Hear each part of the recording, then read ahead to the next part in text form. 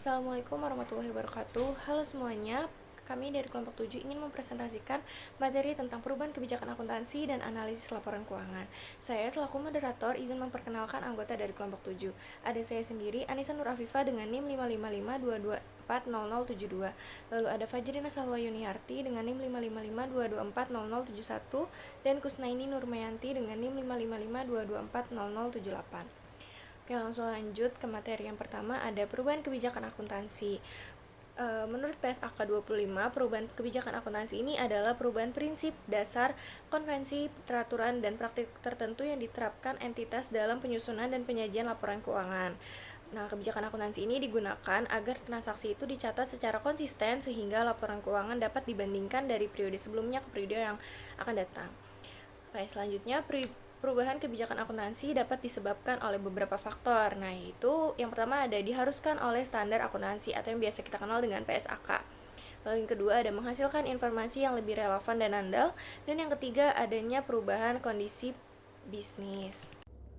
Berikutnya itu ada metode penerapan perubahan kebijakan akuntansi.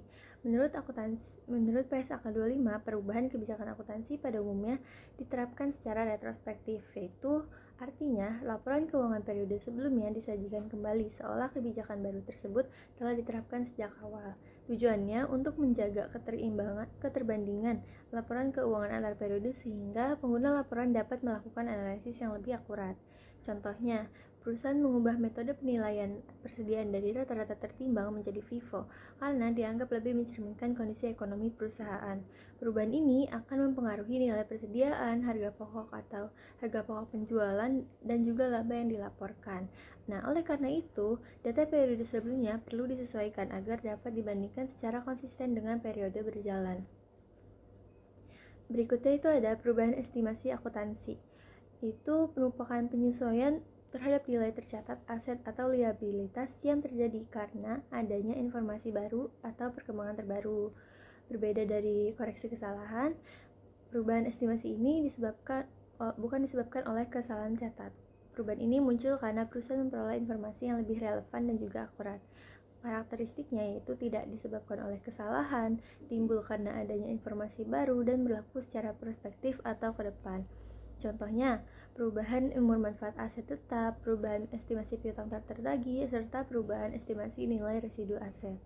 Dampak dari perubahan estimasi ini diakui pada periode berjalan dan periode mendatang yang terpengaruh, tanpa perlu menyajikan kembali laporan keuangan periode sebelumnya. Yang berikutnya itu ada koreksi kesalahan, yaitu pembetulan atas kesalahan yang ditemukan pada laporan keuangan pada periode sebelumnya. Kesalahan ini dapat terjadi karena kelalaian, salah perhitungan, kesalahan penerapan kebijakan akuntansi, atau informasi yang seharusnya sudah tersedia saat laporan keuangan disusun. Untuk kesalahan yang material, koreksi dilakukan secara retrospektif melalui penyajian kembali laporan keuangan periode sebelumnya agar informasi yang disajikan menjadi lebih andal. Contohnya, perusahaan lupa mencatat beban listrik sebesar 15 juta rupiah pada tahun sebelumnya. Akibatnya, laba yang dilaporkan menjadi lebih tinggi dari kondisi yang sebenarnya. Oleh karena itu, perusahaan harus melakukan koreksi agar laporan keuangan mencerminkan kondisi yang sesungguhnya. Berikutnya itu ada analisis kesalahan. Analisis kesalahan ini terpengaruh oleh beberapa dampak. Yang pertama itu ada terhadap aset. Kesalahan dapat menyebabkan nilai aset tidak mencerminkan kondisi yang sebenarnya. Yang kedua itu ada liabilitas. Utang perusahaan bisa dilaporkan lebih rendah atau bahkan lebih tinggi dari nilai yang seharusnya. Yang ketiga, terhadap ekuitas. Saldo laba dan juga komponen ekuitas lainnya menjadi tidak akurat. Yang keempat itu ada laba bersih. Kesalahan dapat menyebabkan laba menjadi terlalu tinggi atau overstate maupun terlalu rendah atau understate. Nah, dampak tersebut juga dirasakan oleh pengguna laporan keuangan akuntansi. Investor dapat salah mengambil keputusan investasi, kreditor dapat salah menilai kemampuan perusahaan dalam membayar utang, manajemen dapat membuat keputusan operasional yang kurang tepat, dan yang terakhir itu pemerintah dapat mengalami kesalahan dalam perhitungan kewajiban pajak perusahaan. Karena itu, identifikasi dan juga koreksi kesalahan menjadi hal yang sangat penting untuk menjaga kualitas, keandalan, dan juga kredibilitas laporan keuangan. Yang berikutnya itu ada analisis kesalahan. Nah, contoh studi kasusnya di sini kita ambil dari PT Maju Jaya, yang dimana PT Maju Jaya ini menyusun laporan keuangan tahun 2025 dengan laba bersih sebesar 500 juta, dan pada saat audit tahun 2026 ditemukan bahwa terdapat beban listrik bulan Desember 2025 sebesar 100 juta yang belum dicatat. Akibatnya terdapat kesalahan catat pada laporan keuangan tahun 2025. Nah, di sini tuh ada laporan laba rugi sebelum dikoreksi, yang dimana pendapatannya awalnya itu 2 miliar dan bebannya itu 1 miliar 500, dan kemudian sehingga laba bersihnya itu 500 juta. Nah, namun setelah adanya salah catat dan juga dikoreksi, laporan laba ruginya berubah menjadi pendapatan sebesar 2 miliar, beban sebesar 1 miliar 600 juta, dan laba bersihnya sebesar 400 juta. Kesalahan tidak mencatat beban listrik sebesar 100 juta ini menyebabkan laba bersih dan ekuitas overstate dan liabilitas juga menjadi understate. Selanjutnya ada arus kas. Arus kas adalah pergerakan uang masuk dan keluar dari suatu perusahaan.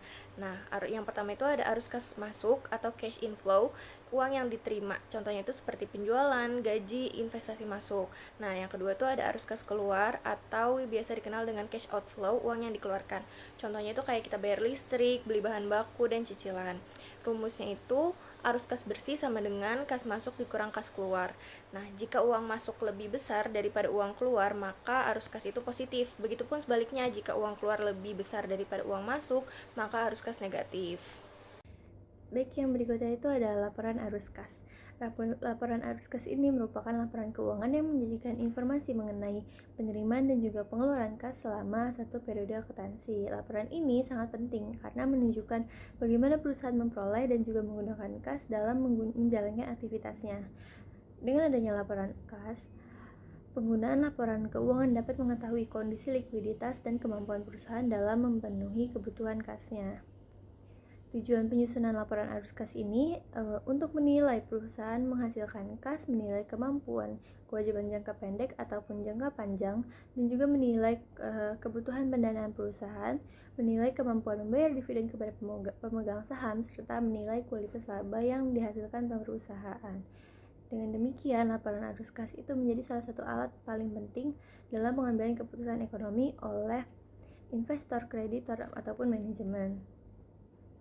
Yang berikutnya itu adalah klasifikasi arus kas. Arus kas ini dalam laporan keuangan dibagi menjadi 3 kelompok utama, yaitu aktivitas operasional, aktivitas yang berkaitan dengan kegiatan utama perusahaan dalam menghasilkan pendapatan, misalnya penerimaan kas dari penjualan produk atau jasa, dari penjualan produk atau jasa, pembayaran gaji karyawan, pembayaran kepada pemasok, dan juga pembayaran beban operasional lainnya. Yang kedua itu ada aktivitas investasi yang berkaitan dengan perolehan atau pelepasan aset jangka panjang. Contohnya pembelian mesin, pembelian gedung, atau penjualan aset tetap lainnya. Sedangkan aktivitas pendanaan berkaitan dengan perubahan struktur modal dan pinjaman perusahaan. Contohnya penerimaan pinjaman bank, penerbitan saham, atau pembayaran dividen kepada pemegang saham. Yang berikutnya itu ada kas dan juga setara kas. Kas ini merupakan alat pembayaran yang siap digunakan setiap saat, misalnya uang tunai, saldo rekening giro, dan juga kas kecil yang dimiliki perusahaan. Sementara itu, setara kas adalah investasi jangka pendek yang sangat liquid dan dapat dengan mudah dikonversi menjadi kas tanpa menghadapi risiko perubahan nilai yang signifikan. Umumnya, investasi dapat dikategorikan sebagai setara kas apabila memiliki jatuh tempo 3 bulan atau kurang sejak tanggal perolehannya. Contoh dari setara kas itu ada deposito jangka pendek, sertifikat deposito, atau treasury bills. Berikutnya akan dijelaskan oleh rekan saya. Oke, selanjutnya pendekatan arus kas. Pendekatan arus kas menilai kinerja atau kondisi keuangan berdasarkan aliran kas masuk dan kas keluar, bukan hanya laba rugi. Nah, di sini itu ada pendekatan langsung. Nah, pendekatan langsung itu berfokus pada penerimaan dan pengeluaran kas yang nyata. Contohnya itu kayak kas diterima pelanggan sebesar 100 juta itu debit, terus kas dibayar kepada pemasok itu kredit jadi kita dalam kurungkan 60 juta. Terus kas dibayar untuk gaji, nah ini juga dalam kurungkan 20 juta. Jadi untuk arus kas bersih operasionalnya itu adalah 20 juta. Jadi 20 juta itu dari 100 juta dikurang 60 juta dikurang 20 juta. Nah, terus untuk yang pendekatan tidak langsungnya, menekankan pada perbedaan antara arus kas dari operasi dan laba bersih. Jadi kayak laba bersihnya itu misalkan ada 15 juta, terus penyusutannya itu 8 juta. Nah, terus juga piutang. Jadi piutangnya 3 juta. Nah, 3 juta ini harus dikurangkan. Jadi untuk arus kas bersih operasionalnya itu adalah sebesar 20 juta. Oke. Berikutnya ada contoh laporan arus kas. Nah, di yang kotak yang kiri ini, studi kasus PT Maju Jaya pada periode 31 Desember 2025, arus kas dari aktivitas operasinya itu ada kas diterima dari pelanggan sejumlah 150 juta, terus dikurangi pembayaran kas untuk supplier atau barang, nah itu 90 juta, terus dikurangi pembayaran kas untuk beban operasi itu 35 juta, dikurangi pembayaran pajak penghasilan 9 juta. Nah, jadi jumlah arus kas ke operasinya itu 16 juta. Terus juga nih di sebelahnya ini ada arus kas dari aktivitas investasinya. Nah, ini tuh ada kas diterima dari penjualan aktiva tetap 5 juta, terus dikurangi kas dibayar untuk pembelian aktiva tetap 20 juta. Jadi jumlah arus kas investasinya itu adalah minus 15 juta. Selanjutnya ini ada contoh laporan arus kas. Ini arus kas dari aktivitas pendanaan. Nah, kalau dari pendanaan itu kayak kas diterima dari penjualan saham sebesar 10 juta, terus kayak dikurangi kas dibayar untuk dividen. Nah, jumlah arus kas pendanaan itu 5 juta gitu. Jadi dari 10 juta dikurang 5 juta. Terus ada kenaikan atau penurunan kasnya gitu 6 juta. Terus kas pada awal periodenya itu kan 20 juta. Jadi kas pada akhir periodenya itu 26 juta. Jadi dari kenaikan atau penurunan kas ditambah kas pada awal periode gitu. Permasalahan khusus dalam penyusunan laporan. Saat menyusun laporan arus kas, akuntan sering menghadapi beberapa pos khusus yang membutuhkan pengakuan khusus. Yang pertama itu ada transaksi non-kas yang signifikan. Nah, yaitu transaksi investasi dan pendanaan yang tidak memerlukan penggunaan kas, kayak misalkan membeli gedung dengan menerbitkan saham atau utang obligasi. Nah, transaksi ini tidak boleh dimasukkan dalam laporan arus kas, melainkan harus diungkapkan terpisah dalam catatan atas laporan keuangan atau CALK. Terus yang kedua itu bunga dan dividen. Nah, standar akuntansi memberikan pilihan, namun harus konsisten.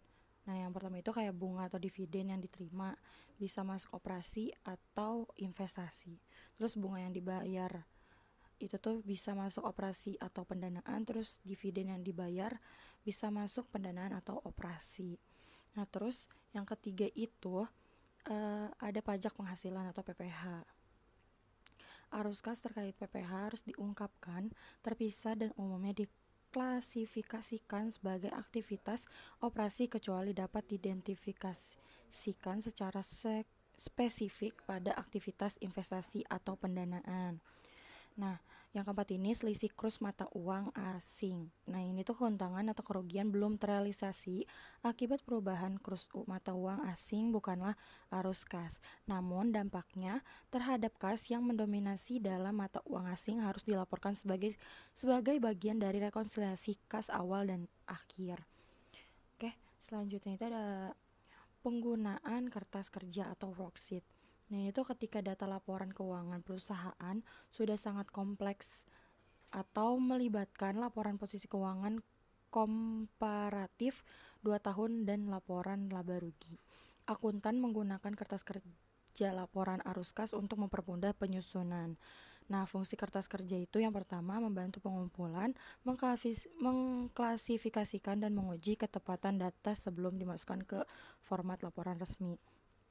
Terus yang kedua itu memastikan bahwa selisih saldo kas antara awal dan akhir tahun dapat dijelaskan secara matematis melalui perubahan akun-akun non kas lainnya. Oke, selanjutnya ada langkah pembentukan kertas kerja. Yang pertama itu memasukkan saldo komparatif. Nah, itu tuh memasukkan saldo akun-akun laporan posisi keuangan tahun lalu. Nah, itu tuh bisa debit atau kredit dan tahun lalu berjalan. Nah, yang kedua itu menghitung perubahan saldo. Itu tuh kayak mencari selisih naik atau turun dari setiap akun non-kas. Terus yang ketiga itu ada membuat jurnal penyesuaian kertas kerja. Itu menganalisis perubahan tersebut.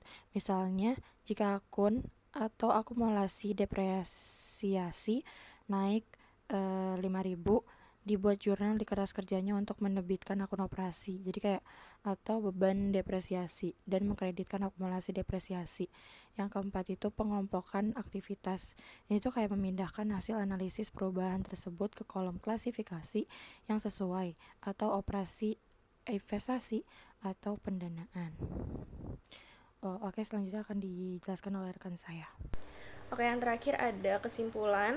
Berdasarkan pembahasan materi sebelumnya, dapat disimpulkan bahwa penerapan kebijakan akuntansi, estimasi, dan koreksi kesalahan yang tepat sesuai PSAK 25 sangat krusial dalam mencegah konsistensi, transparansi, serta keterbandingan laporan keuangan antar periode, guna mencegah kesalahan material yang dapat menyelesaikan para pengguna laporan keuangan. Selain itu, penyusunan laporan arus kas yang diklasifikasikan ke dalam aktivitas, operasi, investasi, dan pendanaan baik menggunakan pendekatan langsung maupun tidak langsung, serta dibantu oleh kertas kerja untuk transaksi yang kompleks, menjadi instrumen vital bagi manajemen investor dan kreditor dalam menilai likuiditas, kualitas laba, serta kemampuan real perusahaan dalam menghasilkan kas demi keberlanjutan bisnis jangka panjang. Oke, sekian dari kelompok kami. Kurang lebihnya mohon maaf. Wabillahi taufiq walhidayah. Wassalamualaikum warahmatullahi wabarakatuh.